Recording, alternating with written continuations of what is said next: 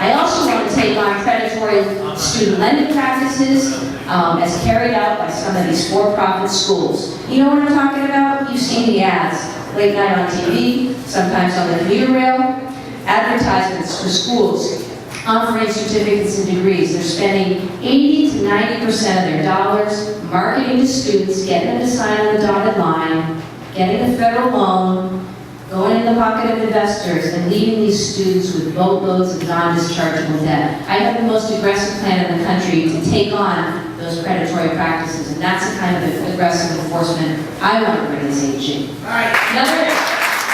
So look, it's 2014 and we're still fighting about access to health care, affordable quality care, and I want to work hard as Attorney General to make sure that each resident in the state has access to affordable quality care.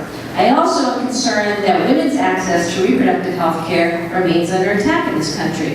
First piece of legislation I worked on was the buffer zone, to make sure that women looking to access clinics had safe access to that care. And I was proud to defend that law successfully. It's now up at the Supreme Court.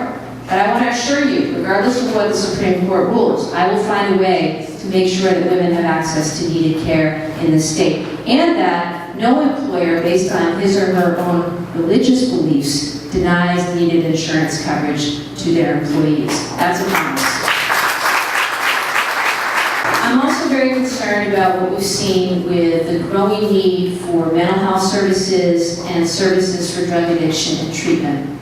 These are issues I care deeply about. And I know that no Attorney General alone can tackle this issue, but I will make sure as Attorney General that I am leading the fight to advocate for more resources, more beds, more programs to help families in need. It is a public health crisis, and we need to act, and we need to act now. So I encourage and support ongoing efforts here in the intervening months. But when I get in office, know that I will bring the full authority to that office to make sure that as we settle, come with suits, sometimes we sue, for example, pharmaceutical companies. I want those settlement funds to go to providing beds, to go to providing resources to families and individuals in need. Because there's no quick fix, gimmick solution to gun violence. And it talks about doing a few things. The first is addressing some of the root causes of this violence in our homes, in our schools, and on our streets. Because if we don't take care of one another and make sure that people have access to jobs,